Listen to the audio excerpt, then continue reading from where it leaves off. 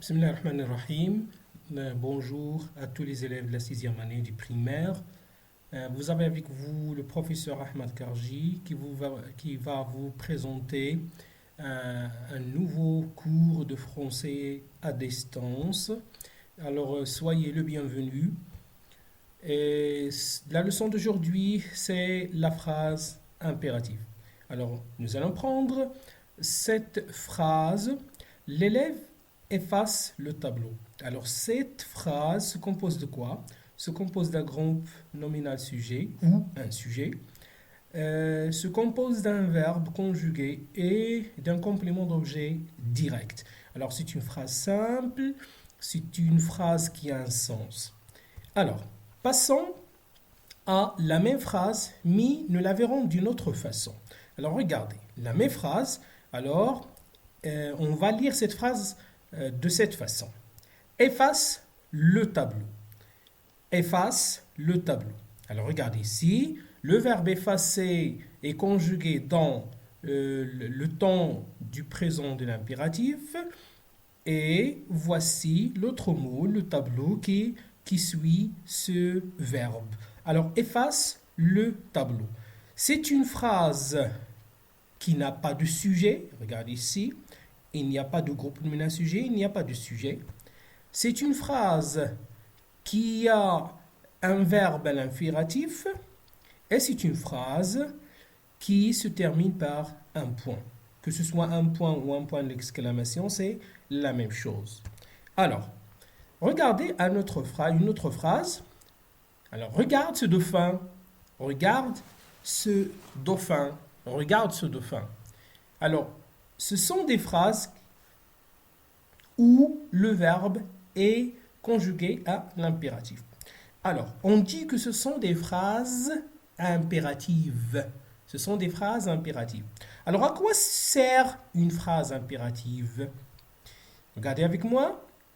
Efface le tableau, c'est une phrase impérative où il y a le verbe est conjugué à l'impératif et il y a le tableau qui suit le verbe conjugué. Alors, c'est une phrase impérative qui nous apporte un ordre. Dans cette phrase, on comprend qu'il y a un ordre dit par le prof ou dit par quelqu'un d'autre. Alors, c'est un ordre. Alors, la phrase impérative peut aussi nous apporter une autre chose, que ce soit l'ordre ou que ce soit un conseil. Alors, surveille l'heure pour ne pas être en retard, c'est un conseil. Alors, la maman conseille son fils ou le papa conseille son fils ou sa fille. Alors, il lui dit surveille l'heure pour ne pas être en retard. Alors, c'est un conseil. Alors, la phrase impérative peut être aussi un conseil. Alors, un ordre, un conseil. La phrase impérative peut nous apporter une autre chose, une interdiction. C'est interdire de faire quelque chose. Exemple ici, la phrase n'allumez pas le feu. N'allumez pas le feu. Le même verbe, le verbe est conjugué à l'impératif. Regardez ici, le verbe est conjugué à l'impératif. Il y a une expression de négation qu'on va voir. Alors, cette phrase n'allumez pas le feu était comme ceci. Ne allumez pas le feu. Mais on ne peut pas dire ne allumez pas le feu. Alors, c'est simple de dire n'allumez pas le feu. Alors, la phrase impérative nous apporte un ordre, un conseil ou une interdiction. Alors, je retiens. Qu'est-ce que c'est une phrase impérative? La phrase impérative, c'est une phrase construite autour d'un verbe à l'impératif sans sujet apparent et se termine par un point ou un point d'exclamation.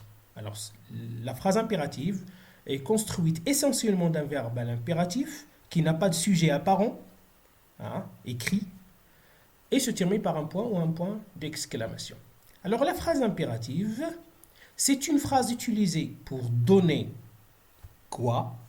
Pour donner un ordre ou un conseil ou une interdiction. Donc ça, il faut retenir ces expressions pour bien comprendre la phrase impérative. Ça, c'est je retiens. Alors après, je retiens, on passe à l'exercice d'application, un petit exercice d'application.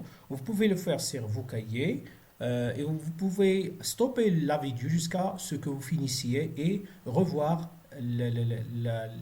la correction de cet exercice. Alors, notre exercice, sa consigne, c'est comme ceci. Cochez seulement les phrases impératives. Cochez seulement les phrases impératives. Hein? Je vous demande de cocher seulement les phrases impératives. Alors, il y a ici 6 phrases. Alors, la première phrase, la phrase A, B, C, D, E, F. Alors, la phrase A, dépêche-toi, on va être en retard. B, ne fumez pas. C, soyez poli. D, tu iras comme ça. E, elle finit son travail. Et F, ne te perds pas dans cette ville immense. Alors, on va voir maintenant la correction. Alors, regardez, la phrase A, c'est une phrase impérative parce qu'il y a un verbe conjugal impératif. Ne fumez pas, c'est la même chose. Hein, c'est une phrase impérative. Soyez poli, c'est la même chose. C'est une phrase impérative. La phrase D et la phrase E, ce ne sont pas des phrases impératives. Il n'y a pas de verbe à l'impératif. Il y a, dans les phrases, il y a un sujet écrit, un sujet apparent. F, ne te perds pas dans cette ville immense, c'est une phrase impérative aussi, parce qu'il y a un verbe écrit à l'impératif. Alors, merci pour votre attention durant toute